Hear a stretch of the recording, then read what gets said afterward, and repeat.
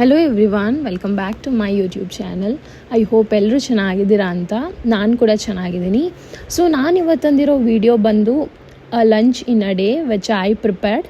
ಇವತ್ತು ಸಖತ್ತಾಗಿರೋ ಒಂದು ಟೊಮೆಟೊ ರಸಮ್ ಮಾಡಿದ್ದೆ, ಹಂಗೆ ಒಂದು ಬದನೆಕಾಯಿ ಬಜ್ಜಿ ಕೂಡ ಮಾಡಿದ್ದೆ. ಅದು ನಾನು ಹೆಂಗೆ ಮಾಡ್ತೀನಿ ಅಂತ ರೆಸಿಪಿನ ಶೇರ್ ಮಾಡೋಣ ನಿಮ್ಗಳ ಜೊತೆ ಅಂತ ಅನ್ನಿಸ್ತು. ಸೊ ಕ್ವಿಕ್ಕಾಗಿ ಒಂದು ವಿಡಿಯೋ ತೊಗೊಂಡಿದ್ದೀನಿ, ನಿಮ್ಮ ಜೊತೆನೂ ಶೇರ್ ಮಾಡ್ತೀನಿ. ಇವಾಗ ಲಾಸ್ಟ್ ವಿಡಿಯೋದಲ್ಲಿ ಹೆಂಗೆ ರಸಮ್ ಪೌಡರ್ನ ಹೋಮ್ ಮೇಡ್ ಮಾಡೋದು ಅಂತ ಕಾಣಿಸಿದ್ದೆ, ಅದನ್ನೇ ಯೂಸ್ ಮಾಡಿಕೊಂಡು ಇವತ್ತು ಟೊಮೆಟೊ ರಸಮ್ನ ಮಾಡಿದ್ದೆ.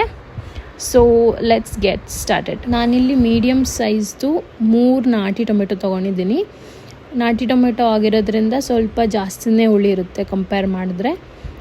ನಿಮಗೆ ಎಷ್ಟು ಹುಳಿ ಬೇಕು, ನೀವು ಎಷ್ಟು ಕ್ವಾಂಟಿಟಿಯಲ್ಲಿ ಮಾಡ್ತಾಯಿದ್ದೀರಾ ಅಷ್ಟು ನೋಡಿಕೊಂಡು ನೀವು ಟೊಮೆಟೊ ತೊಗೊಬೋದು. ನಾನಿಲ್ಲಿ ಟೊಮೆಟೊನ 4 ಪೀಸ್ ಮಾಡ್ಕೊಂಡಿರೋ ಟೊಮೆಟೊನ ಕುಕ್ಕರ್ಗೆ ಹಾಕಿ ಬೇಯಿಸ್ಕೊತಾ ಇದ್ದೀನಿ.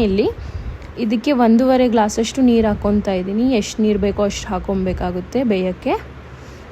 5 ರಿಂದ 6 ವಿಸಿಲ್ ಬೇಕಾಗುತ್ತೆ ಇದು ನೀಟಾಗಿ ಬೇಯಬೇಕು ಅಂದರೆ. ಸೊ ನಾನು 6 ವಿಸಿಲ್ ತೊಗೊಂಡಿದ್ದೀನಿ ಇಲ್ಲಿ.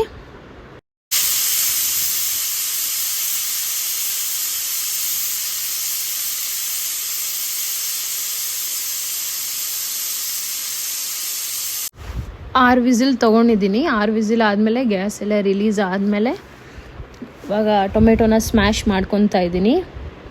ಅದರದ್ದು ಟೊಮೆಟೊದು ಮೇಲುಗಡೆ ಸಿಪ್ಪೆ ಎಲ್ಲ ಜಾಸ್ತಿ ಬಿಟ್ಕೊಂಡ್ರೆ ಅದನ್ನು ತೆಗೆದು ಬಿಸಾಕಬೇಕು. ಅದನ್ನು ಯೂಸ್ ಮಾಡಿದ್ರೆ ಅಷ್ಟೊಂದು ಚೆನ್ನಾಗಿರಲ್ಲ. ಈ ಥರ ನೀಟಾಗಿ ಸ್ಮ್ಯಾಶ್ ಮಾಡ್ಕೊಬೇಕು. 6 ವಿಸಿಲ್ ತೊಗೊಂಡಿರೋದ್ರಿಂದ ಚೆನ್ನಾಗಿ ಬೆಂದಿದೆ. ಸೊ ಸ್ಮ್ಯಾಶ್ ಮಾಡೋಕ್ಕೇನು ಕಷ್ಟ ಆಗ್ತಾಯಿಲ್ಲ. ನೀಟಾಗಿ ಸ್ಮ್ಯಾಶ್ ಮಾಡ್ಕೋಬೇಕು. ನೀವು ಜಾಸ್ತಿ ನೀರು ಹಾಕಿದರೆ ಸ್ವಲ್ಪ ನೀರನ್ನು ಎತ್ತಿಟ್ಕೊಳ್ಳಿ, ಯಾಕಂದರೆ ಸ್ಮ್ಯಾಶ್ ಮಾಡೋಕ್ಕೆ ಸ್ವಲ್ಪ ಕಷ್ಟ ಆಗುತ್ತೆ ಜಾಸ್ತಿ ನೀರಿದ್ದರೆ. ಸೊ ಸ್ಮ್ಯಾಶ್ ಎಲ್ಲ ಮಾಡಾದಮೇಲೆ ನೆಕ್ಸ್ಟು ಒಗ್ಗರಣೆ. ಇವಾಗ ಒಗ್ಗರಣೆ ಮಾಡ್ಕೊಳ್ಳೋಣ. ಸ್ಟವ್ ಹಚ್ಬಿಟ್ಟು ಪಾತ್ರೆನ ಬಿಸಿ ಮಾಡ್ಕೊತಾ ಇದ್ದೀನಿ. ಒಂದ್ಸಲ ಪಾತ್ರೆ ಸ್ವಲ್ಪ ಬಿಸಿ ಆದಮೇಲೆ ಅದಕ್ಕೆ ನಾವೊಂದು 2 ರಿಂದ 3 ಟೇಬಲ್ ಸ್ಪೂನ್ ಆಯಿಲ್ ಹಾಕ್ಕೊಳ್ಳೋಣ. ರಸಮ್ ಒಗ್ಗರಣೆಗೆ ಸ್ವಲ್ಪ ಜಾಸ್ತಿನೇ ಆಯಿಲ್ ಯೂಸ್ ಮಾಡಿದ್ರೆ ಚೆನ್ನಾಗಿರುತ್ತೆ. ಇಲ್ಲಿ ನಾನು 2 to 3 ಟೇಬಲ್ ಸ್ಪೂನಷ್ಟು ಆಯಿಲನ್ನು ತೊಗೊಂಡಿದ್ದೀನಿ. ಒಂದ್ಸಲ ಎಣ್ಣೆ ಸ್ವಲ್ಪ ಬೆಚ್ಚಗಾದ್ಮೇಲೆ ಅದಕ್ಕೆ ನಾವು ಒಗ್ಗರಣೆಗೆ ಅಂತ ಸಾಸಿವೆ ಹಾಕ್ಕೊಳ್ಳೋಣ. 1 ಸ್ಪೂನಷ್ಟು, 1 ಸ್ಪೂನ್ ಸಾಸಿವೆ ಹಾಕ್ಕೊಳ್ತಾ ಇದ್ದೀನಿ ಇಲ್ಲಿ. ಸಾಸಿವೆ ಚಿಟಪಟ ಅಂದಮೇಲೆ ಅದಕ್ಕೆ 3 ಒಣಮೆಣಸಿನ್ಕಾಯಿನ ಹಾಕ್ಕೊತಾ ಇದ್ದೀನಿ. ಅದಾದಮೇಲೆ ಇದಕ್ಕೆ ಕರಿಬೇವು ಚಟಪಟ ಅಂದಮೇಲೆ ಇದಕ್ಕೆ 5 ರಿಂದ 6 ಬೆಳ್ಳುಳ್ಳಿ, ಜಜ್ಜಿಟ್ಕೊಂಡಿರೋ ಬೆಳ್ಳುಳ್ಳಿನ ಹಾಕ್ಕೊತಾ ಇದ್ದೀನಿ. ಆಮೇಲೆ ಇಲ್ಲಿ ನೀವು ನೋಡ್ಬೋದು, ನಾನು ಗಟ್ಟಿ ಹಿಂಗ್ ಯೂಸ್ ಮಾಡ್ತಾ ಇದ್ದೀನಿ. ಇದು ಪೌಡರ್ಡ್ ಹಿಂಗಲ್ಲ, ಗಟ್ಟಿ ಹಿಂಗ್. ಇದರಲ್ಲೊಂದು ಚಿಕ್ಕದು 3 ಪೀಸ್ ಹಿಂಗೆ ಹಾಕ್ಕೊತಾ ಇದ್ದೀನಿ. ನೀಟಾಗಿ ಮಿಕ್ಸ್ ಮಾಡ್ಕೊಳ್ಳಿ. ಬೆಳ್ಳುಳ್ಳಿ ಎಲ್ಲ ಚೆನ್ನಾಗಿ ಬೇಯಬೇಕು ಒಗ್ಗರಣೆಯಲ್ಲಿ, ಹಂಗೆ ಹಾಕ್ಕೊಂಬಿಟ್ರೆ ಚೆನ್ನಾಗಿರಲ್ಲ. ನೀಟಾಗಿ ಬೆಳ್ಳುಳ್ಳಿ ಬೆಂದ್ಕೊಳ್ಳಿ. ಆಮೇಲೆ ಇವಾಗ ನಾನಿಲ್ಲಿ ರಸಮ್ ಪೌಡರ್ನ ಹಾಕ್ಕೊತೀನಿ. ರಸಮ್ ಪೌಡರ್ ನಾನು ಲಾಸ್ಟ್ ವೀಡಿಯೋದಲ್ಲಿ ಕಾಣಿಸಿದ್ನಲ್ಲ ಹೋಮ್ ಮೇಡ್, ಅದೇ ರಸಮ್ ಪೌಡರ್ ಇದು. ಯಾರೆಲ್ಲ ನೋಡಿಲ್ಲ ಅವರು ಚೆಕ್ ಮಾಡ್ಬೋದು, ಡಿಸ್ಕ್ರಿಪ್ಷನಲ್ಲಿ ಲಿಂಕ್ ಹಾಕಿರ್ತೀನಿ.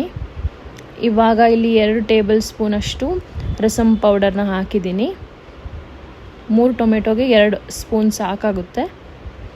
ಇಲ್ಲಿ ಹುಣಸೆ ರಸನೂ ಹಾಕ್ತಾ ಇದ್ದೀನಿ ಸ್ವಲ್ಪ. ಹಾಕ್ಬಿಟ್ಟು ನೀಟಾಗಿ ಮಿಕ್ಸ್ ಮಾಡೋಣ. ಪೌಡರ್ನ ಪ್ರಿಪೇರ್ ಮಾಡುವಾಗ ಎಲ್ಲನೂ ಹುರ್ಕೊಂಡೇ ಮಾಡಿರೋದ್ರಿಂದ ಜಾಸ್ತಿ ಏನು ಹುರ್ಕೊಳ್ಳೋ ಅವಶ್ಯಕತೆ ಇಲ್ಲ. ಇಲ್ಲಿ ಸ್ವಲ್ಪ ಹುರ್ಕೊಂಡು ಆಮೇಲೆ ಇದಕ್ಕೆ ನಾವು ಏನು ಸ್ಮ್ಯಾಶ್ ಮಾಡ್ಕೊಂಡಿದ್ದೀವಲ್ಲ ಟೊಮೆಟೊನ, ಅದನ್ನು ಹಾಕ್ಕೊಬೇಕಾಗುತ್ತೆ. ಎಲ್ಲ ಟೊಮೆಟೊ ವಿತ್ ವಾಟರ್ ಎಲ್ಲನೂ ಹಾಕ್ಕೊಂಬಿಡಿ. ಇವಾಗ ಹೈ ಫ್ಲೇಮಲ್ಲಿ ಇಟ್ಟಿದ್ದೀನಿ ನಾನು. ನೀಟಾಗಿ ಮಿಕ್ಸ್ ಮಾಡಿ ಆಮೇಲೆ ಎಷ್ಟು ಬೇಕೋ ಅಷ್ಟು ಉಪ್ಪು ಮತ್ತು ಸ್ವಲ್ಪ ಸಕ್ಕರೆನ ಹಾಕಬೇಕಾಗುತ್ತೆ. ಇಲ್ಲಿ ಸ್ವಲ್ಪ ನೀರನ್ನ ಆ್ಯಡ್ ಮಾಡ್ಕೊತಾ ಇದ್ದೀನಿ ನಾನು, ಕನ್ಸಿಸ್ಟೆನ್ಸಿ ನೋಡಿಕೊಂಡು. ನಿಮಗೆ ಯಾವ ಕನ್ಸಿಸ್ಟೆನ್ಸಿ ಬೇಕೋ ಆ ಕನ್ಸಿಸ್ಟೆನ್ಸಿಯಲ್ಲಿ ನೀರನ್ನು ಆ್ಯಡ್ ಮಾಡ್ಕೊಳ್ಳಿ. ಆಗಲೇ ಹೇಳ್ದಂಗೆ ಇವಾಗ ಉಪ್ಪು ಸ್ವಲ್ಪ ಸಕ್ಕರೆ ಹಾಕ್ಕೊಳ್ಳೋಣ. ಇಲ್ಲಿ 1 ಸ್ಪೂನ್ ಉಪ್ಪು ಹಾಕ್ಕೊಂಡಿದ್ದೀನಿ. ನೋಡಿಕೊಂಡು ಲಾಸ್ಟಲ್ಲೂ ಕೂಡ ಆ್ಯಡ್ ಮಾಡ್ಕೊಬೋದು. 1 ಸ್ಪೂನು ಸಕ್ಕರೆನ ಹಾಕ್ಕೊಂಡಿದ್ದೀನಿ. ರಸಮ್ಗೆ ಸ್ವಲ್ಪ ಸ್ವೀಟ್ನೆಸ್ ಇರಬೇಕಾಗುತ್ತೆ, ಸೊ ನಾನು ಸ್ವಲ್ಪ ಸಕ್ಕರೆ ಯೂಸ್ ಮಾಡಿದ್ದೀನಿ. ನೀವು ಬೆಲ್ಲ ಕೂಡ ಯೂಸ್ ಮಾಡ್ಬೋದು. ನೀಟಾಗಿ ಮಿಕ್ಸ್ ಮಾಡ್ತಾಯಿದ್ದೀನಿ.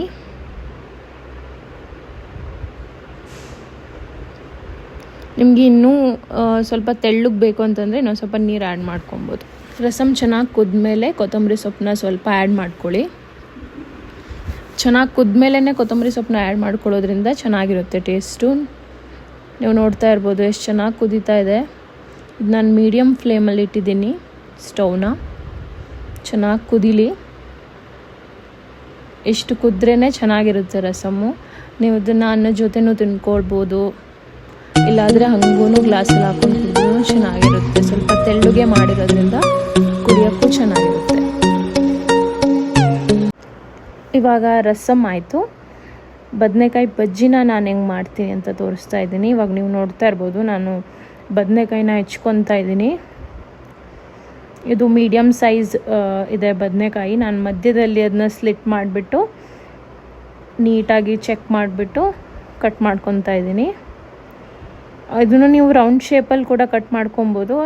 ನನ್ನ ಹತ್ರ ಇರೋದು ಬಾಣಲಿ ಬಂದುಬಿಟ್ಟು ಸ್ವಲ್ಪ ಚಿಕ್ಕದಿರೋದ್ರಿಂದ ನಾನು ಇದನ್ನು ಮಧ್ಯದಲ್ಲಿ ಸ್ಲಿಟ್ ಮಾಡಿಬಿಟ್ಟು ಆಮೇಲೆ ಈ ಥರ ಸ್ಲೈಸ್ ಥರ ಕಟ್ ಮಾಡ್ಕೊತಾ ಇದ್ದೀನಿ. ನಿಮ್ಗೆ ಎಷ್ಟು ಬೇಕೋ ಅಷ್ಟೇ ಪೀಸಸ್ನ ನೀಟಾಗಿ ಕಟ್ ಮಾಡಿಕೊಂಡು ಸೈಡಲ್ಲೇ ಇಟ್ಕೊಳ್ಳಿ. ಇಲ್ಲಿ ಕಟ್ ಮಾಡ್ಕೊಂಡಿರೋ ಬದನೆಕಾಯಿನ ಒಂದು ಡಬ್ಬಾಗೆ ಹಾಕ್ಬಿಟ್ಟು ಇದಕ್ಕೆ ಸ್ವಲ್ಪ ಸಾಲ್ಟನ್ನ ಸ್ಪ್ರಿಂಕಲ್ ಮಾಡ್ತಾಯಿದ್ದೀನಿ. ಸ್ವಲ್ಪ ಬದನೆಕಾಯಿಗೂ ಸ್ವಲ್ಪ ಉಪ್ಪೆಲ್ಲ ಇಟ್ಕೊಳ್ಳಿ ಅಂತ ಸ್ವಲ್ಪ ಸಾಲ್ಟನ್ನ ಹಾಕ್ಬಿಟ್ಟು ನೀಟಾಗಿ ಶೇಕ್ ಮಾಡಿದ್ರೆ ಸ್ವಲ್ಪ ಚೆನ್ನಾಗಿ ಹಿಡ್ಕೊಳ್ಳುತ್ತೆ ಅಂತ. ನೀವು ನೋಡ್ತಾ ಇರ್ಬೋದು ಹಿಂಗೆ ಮಾಡಿಕೊಂಡು ಸೈಡಲ್ಲಿ ಎತ್ತಿಟ್ಕೊತಾ ಇದ್ದೀನಿ ನಾನು. ಇವಾಗ ಕಡಲೆ ಹಿಟ್ಟು ಕೋಟಿಂಗ್ ಮಾಡ್ಕೊಬೇಕಲ್ಲ ಬದನೆಕಾಯಿಗೆ. ಸೊ ಇಲ್ಲಿ ನಾನು ಕಾಣಿಸ್ತಾ ಇರೋ ಕಪ್ಪಲ್ಲಿ 2 ಕಪ್ಪು ಕಡಲೆ ಹಿಟ್ಟನ್ನು ಯೂಸ್ ಮಾಡಿದ್ದೀನಿ. ಈ ಕಪ್ಪು ಮೀಡಿಯಮ್ ಸೈಜ್ ಇದೆ. ಸೊ ಒಂದು 3 ಟೇಬಲ್ ಸ್ಪೂನ್ ಹಿಡಿಬೋದು 1 ಕಪ್ಪಲ್ಲಿ. ಅದೇ ಥರ 2 ಕಪ್ ಯೂಸ್ ಮಾಡಿದ್ದೀನಿ. ಆಮೇಲೆ ಸ್ವಲ್ಪ ಕ್ರಿಸ್ಪಿನೆಸ್ಗೆ ಕಾರ್ನ್ಫ್ಲೋರ್ನ ಯೂಸ್ ಮಾಡ್ತಾಯಿದ್ದೀನಿ. ವಿಡಿಯೋದಲ್ಲಿ ನೀವು ನೋಡ್ಬೋದು ನಾನು ತೊಗೊಂಡಿರೋ ಕ್ವಾಂಟಿಟಿ ಕಾರ್ನ್ಫ್ಲೋರ್ದು. ಜಾಸ್ತಿನೂ ಏನು ಯೂಸ್ ಮಾಡಬೇಡಿ, ಇಷ್ಟೇ ಕಾರ್ನ್ಫ್ಲೋರ್ ಹಾಕಿದರೆ ಸಾಕು. ಅದಾದಮೇಲೆ ಇದಕ್ಕೆ ಸ್ವಲ್ಪ ಚಿಲ್ಲಿ ಪೌಡರ್ನ ಯೂಸ್ ಮಾಡೋಣ. ಸ್ವಲ್ಪ ಖಾರ ಇದ್ದರೆ ಚೆನ್ನಾಗಿರುತ್ತೆ ಅಂತ 1 ಟೇಬಲ್ ಸ್ಪೂನ್ ಯೂಸ್ ಮಾಡಿದ್ದೀನಿ ಚಿಲ್ಲಿ ಪೌಡರ್ನ. ಅದಾದಮೇಲೆ ಇದಕ್ಕೆ ಡೈಜೆಷನ್ಗೋಸ್ಕರ ಸ್ವಲ್ಪ ಜೀರಿಗೆನ ಯೂಸ್ ಮಾಡಿದ್ದೀನಿ, ಒಂದು 1/2 ಟೇಬಲ್ ಸ್ಪೂನ್ ಅಷ್ಟೇ. ಇದಾದಮೇಲೆ ಸ್ವಲ್ಪ ಉಪ್ಪು ರುಚಿಗೆ ತಕ್ಕಷ್ಟು, ಸ್ವಲ್ಪ ಕಡಿಮೆನೇ ಹಾಕ್ಕೊಳ್ಳಿ. ಎಂಡಲ್ಲಿ ನೀವು ಬೇಕಾದರೆ ಸೇರಿಸ್ಕೊಬೋದು. ಇದಾದಮೇಲೆ ಇದಕ್ಕೆ ನಾನು ಒಂದು ಚೂರು ಜಿಂಜರ್ ಗಾರ್ಲಿಕ್ ಪೇಸ್ಟ್ನ ಹಾಕ್ಕೊತಾ ಇದ್ದೀನಿ. ಹೋಮ್ ಮೇಡ್ ಇಲ್ಲ, ನಾನು ಆಚೆಯಿಂದನೇ ತೊಗೊಂಡಿರೋದು. ಸ್ವಲ್ಪ ಹಾಕ್ಕೊಳ್ಳಿ, ಜಾಸ್ತಿ ಆದರೆ ಅದರದ್ದೇ ಸ್ಮೆಲ್ ಆದರೆ ಚೆನ್ನಾಗಿರಲ್ಲ. ನೋಡ್ತಾ ಇರ್ಬೋದು ನಾನು ಸ್ವಲ್ಪನೇ ತೊಗೊಂಡಿದ್ದೀನಿ. ಸೊ ಇವೆಲ್ಲನೂ ನೀಟಾಗಿ ಡ್ರೈ ಮಿಕ್ಸ್ ಮಾಡ್ಕೊಳ್ಳೋಣ. ಫಸ್ಟು ಎಲ್ಲ ಕಡೆ ನೀಟಾಗಿ ಸ್ಪ್ರೆಡ್ ಆಗುತ್ತೆ, ಅದು ಕಡಲೆ ಹಿಟ್ಟು ಜೊತೆ ಬ್ಲೆಂಡ್ ಆಗುತ್ತೆ. ಆಮೇಲೆ ಸ್ವಲ್ಪನೇ ನೀರು ಸೇರಿಸ್ಕೊತ ಮಿಕ್ಸ್ ಮಾಡ್ಕೊಳ್ಳೋಣ. ಒಟ್ಟಿಗೆ ಜಾಸ್ತಿ ಹಾಕೊಂಡ್ಬಿಟ್ರೆ ಜಾಸ್ತಿ ತೆಳ್ಳಾಗ್ಬಿಡುತ್ತೆ. ಸೊ ನೋಡಿಕೊಂಡು ಸ್ವಲ್ಪನೇ ನೀರು ಆ್ಯಡ್ ಮಾಡಿಕೊಂಡು ನೀಟಾಗಿ ಮಿಕ್ಸ್ ಮಾಡ್ಕೊಳ್ಳೋಣ.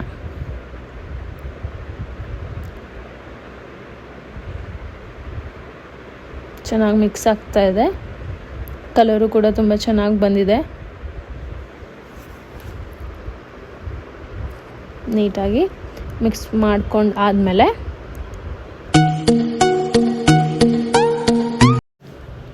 ನೀಟಾಗಿ ಮಿಕ್ಸ್ ಎಲ್ಲ ಆದಮೇಲೆ ಈ ಕನ್ಸಿಸ್ಟೆನ್ಸಿಲಿ ಇಟ್ಕೊಂಡಿದ್ದೀನಿ ಹಿಟ್ಟನ್ನು. ನೀವು ನೋಡ್ತಾ ಇರ್ಬೋದು ಕನ್ಸಿಸ್ಟೆನ್ಸಿನ. ಇಷ್ಟಿದ್ರೆ ಚೆನ್ನಾಗಿ ಇಟ್ಕೊಳ್ಳುತ್ತೆ. ಸೊ ಲಾಸ್ಟಲ್ಲಿ ಇದಕ್ಕೆ ಸ್ವಲ್ಪನೇ ಕೊತ್ತಂಬರಿ ಸೊಪ್ಪು ಹಾಕ್ಕೊತಾ ಇದ್ದೀನಿ. ಚಿಕ್ಕದಾಗಿ ಕಟ್ ಮಾಡಿ ಸೇರಿಸ್ಕೊತಾ ಇದ್ದೀನಿ. ಇದು ಆಪ್ಷನಲ್ಲು, ನಿಮ್ಗೆ ಇಷ್ಟ ಇದ್ದರೆ ಹಾಕ್ಕೊಬೋದು, ಇಲ್ಲಾದರೆ ಸ್ಕಿಪ್ ಕೂಡ ಮಾಡ್ಬೋದು. ಹಾಕ್ಬಿಟ್ಟು ಚೆನ್ನಾಗಿ ಮಿಕ್ಸ್ ಮಾಡ್ಕೊಳ್ಳಿ. ಮಿಕ್ಸ್ ಮಾಡಿಬಿಟ್ಟು 5 ಮಿನಿಟ್ಸ್ ಹಾಗೆ ಎತ್ತಿಟ್ಬಿಡಿ. ಇವಾಗ ಇಲ್ಲಿ ನಾನು ಎಣ್ಣೆನ ಬಿಸಿಗೆ ಇಟ್ಕೊಂಡಿದ್ದೀನಿ. ನೀವು ನೋಡ್ತಾ ಇರ್ಬೋದು ಚೆನ್ನಾಗಿ ಕಾದಿದೆ ಎಣ್ಣೆ. ಸೊ ಇವಾಗ ಒಂದೊಂದೇ ಬಜ್ಜಿನ ಬಿಟ್ಕೊಳ್ಳೋಣ. ನೀಟಾಗಿ ಕಡಲೆ ಹಿಟ್ಟು ಕೋಟಿಂಗ್ನ ಕೊಟ್ಟು ಮೀಡಿಯಮ್ ಫ್ಲೇಮಲ್ಲಿ ಇಟ್ಟು ಚೆನ್ನಾಗಿ ಆಯಿಲಲ್ಲಿ ಕರಿಯೋಣ. ಡೀಪ್ ಫ್ರೈ ಮಾಡಬೇಕಾಗುತ್ತೆ. ಬದನೆಕಾಯಿ ಬೇಗನೆ ಬೆಂದ್ಕೊಳ್ಳುತ್ತೆ, ಏನು ಪ್ರಾಬ್ಲಮ್ ಇಲ್ಲ, ಆಲೂಗಡ್ಡೆ ಥರ ಅಲ್ಲ. ಅದಾದಮೇಲೆ ಉಲ್ಟಾ ತಿರುಗಿಸಾಕಬೇಕು. ಎರಡು ಸೈಡು ನೀಟಾಗಿ ಬೆಂದ್ಕೊಬೇಕಲ್ಲ, ಅದಕ್ಕೆ ಸ್ವಲ್ಪ ಬಾಣಲೆ ಚಿಕ್ಕದಿರೋದ್ರಿಂದ ಪ್ರಾಬ್ಲಮ್ ಆಗ್ತಿದೆ ನನಗಿಲ್ಲಿ. ಸೌಟೆ ದೊಡ್ಡದಿದೆ ಪಾತ್ರೆಗಿನ್ನ. ನೀಟಾಗಿ ಎರಡು ಸೈಡ್ನು ಚೆನ್ನಾಗಿ ಬೇಯಿಸ್ಬಿಟ್ಟು ಎತ್ಕೊಂಡ್ಬಿಟ್ರೆ ಬಜ್ಜಿ ಆಗೋಗುತ್ತೆ.